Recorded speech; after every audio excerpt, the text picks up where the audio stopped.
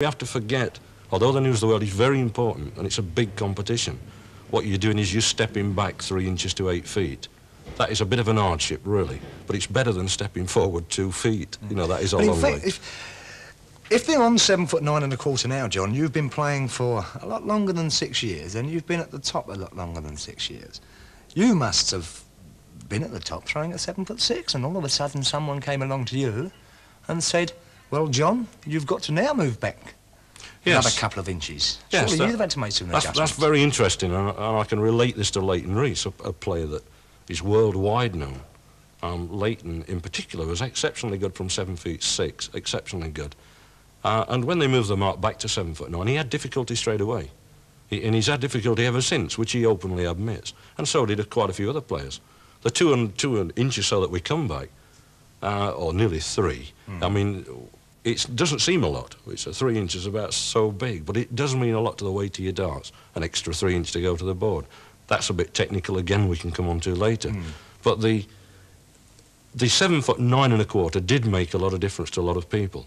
When the day it changed, when I heard it was going to change, I instantly came back and said I will never ever throw from 7'6" again because I'm never going to win anything. So I thought, stayed at 7'9", and I've stayed there forever. And obviously paid dividends. So basically, this is the standard accepted darts match you would find in most pubs in the country, John? Well, now darts has progressed beyond the mat now.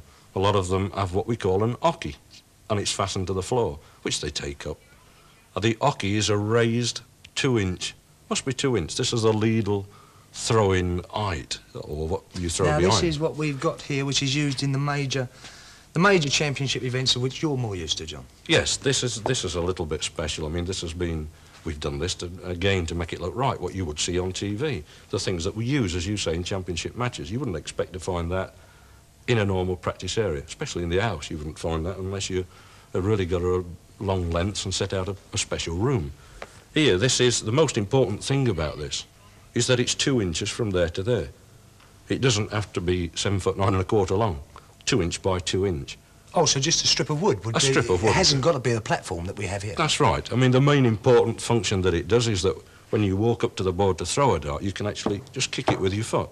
You know that you stood at the right mark without having to look at that mat, inch over, inch behind. There is one rule, it must be at least 2 feet wide. 2 feet wide? That's right. That's to stop you stepping round it. You might decide to kick it and then step right round the edge. That's quite easily done. It's happened on TV, it's happened a few times, and recently people have had to be pulled up about it. Have they? Again, it doesn't seem important to the man practicing, but it is. If he wants to be a champion, get it right from the start. But this is, when we talk about raised ockies, ockie seems to be a strange word to use anyway. I mean, it refers, if my pronunciation is correct, John, it refers to a completely different sport other than darts. Well, there's many theories about this, some good stories, some very good stories. We can't prove any of them are true, but except one. We can prove one. There used to be a brewer down in Devon, Cornwall, called Ocky Brothers, and this is the truth. And to form the mark on their floor, or what we now call an ocky, they used to get a strip of wood off the barrel, and they used to refer to, where have you got that from? And he used to say, from ockies. Now, that is the truth. You might not believe that. It sounds a far-fetched story. It sounds a little bit. Translated from another language, from, I think it's German or Danish, an ocky, in their translation, is a nick, a mark in the floor. That's probably nearer to what we're talking about. Used as a guideline or a gauge or whatever. That's right. That's really what it is. It's not important what we call it. We can call it a piece of wood or a piece of metal or whatever. What it's really there for is to give us a line where to throw from. And also not to cheat, I suppose. Well, there's many people who cheat, but they've got to remember one thing, that they don't cheat anyone else but themselves. If they stand at the right throw and they throw the dart from there, then maybe they'll win. But if they crib a little bit and they still win, they know then that they're not really a winner. Yes, they've defeated the object before we even throw the darts. Indeed. Now, there is one point, though, John, that I'd like to make, going back onto the safety angle, which you've stressed throughout the film thus far. I can't imagine, we're talking about the whole market of darts, pubs, clubs, homes, youth clubs, etc., etc. We've stressed, as I say, the problems with darts. It can be a dangerous game, and I can imagine a piece of wood screwed or nailed to the floor haphazardly as a mark, or an ocky as you call it, again, for someone not expecting it to be there, can be pretty dangerous as well. Oh yes, but let's remember that when you're setting a dartboard up somewhere where somebody's going to practice regular, that will be the dart throw. So that will be left there. That'll be fixed permanently, because that is the area that you keep out of. That's the darts area. It's usually in a corner or on a wall that people do walk round anyway, because they don't want to cross the throw while the dart's being thrown. At home, you don't need that. I don't think mothers and fathers are going to feel very nice if you start hammering pieces of wood down into the carpet. I shouldn't think so. A little bit of tape put down. It's not critical.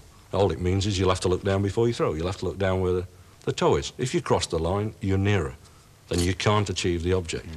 But sooner or later, throughout my own personal darts career, until I meet you in a World Championship final, I'm going to have to face one of these ockies, raised ockies, at one time or another. I would hope so. I would hope so, because that is now, it's in the rules. It's what we've got. The mats are great. The idea of a mat is to save the floor wearing out when you walk to the board. The lines have only been put on it as a guideline. The raised piece of wood is the thing that all dart players should learn to play from. Well, I would personally, looking at the mat, I would love to see a lad from Nottinghamshire, a London lad from the 9-foot mark, you said, a South African from the 8-foot, a BDO champion from the yellow mark, and a person who's forgotten that they've moved up, all come in the pub at the same time, and the pub would be able to satisfy everybody, then, wouldn't they? It's uproar. You can imagine. They're all saying, look, I want to throw from 7 foot, and somebody's put the hockey at 9'7", 7 foot 9 1/4. But whatever distance awkward. it is, it's all darts. It's all darts, but we must stick to that if we're going to be the champion. To be the champion, which is That's the right. important fact. That's right. But, as we've said, it's all darts, and obviously now we've covered the board, the height of the board, 5'8", the throwing length, the hockey and the mat and one thing and another, but we haven't thrown anything yet, John. We haven't used anything. What we need now is the tools. So tools far, we must put this out. If all we've spent up to now is £16 on a dartboard, we've had a piece of wood cut down the shed and planed the sides and screwed it to the floor. We've spent £16. All we need is the tools to throw at it. Very cheap game. Fine, let's go over and look at something. OK.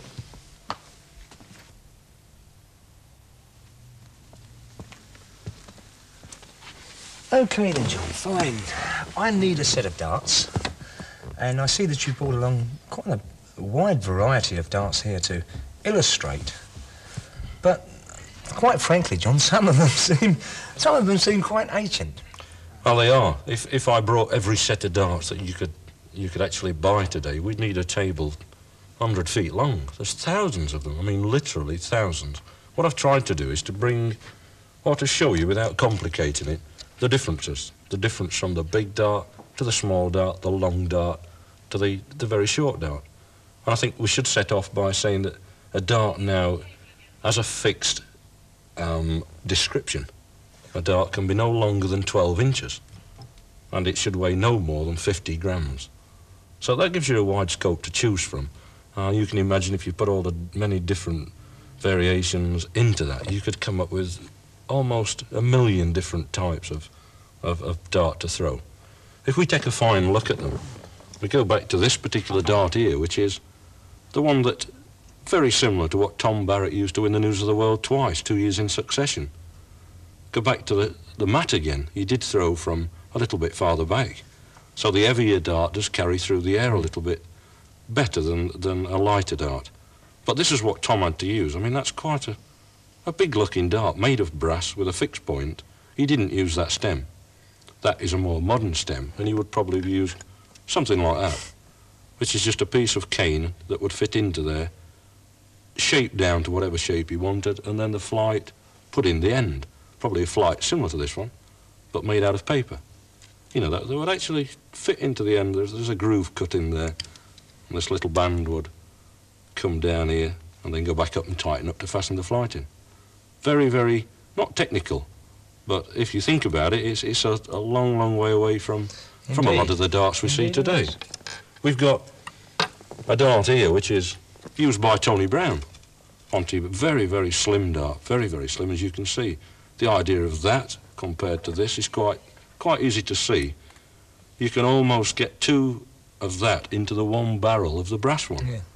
So without being too technical, that is made of brass, this is made of a tungsten alloy. the results are very, very major. One is that this doesn't weigh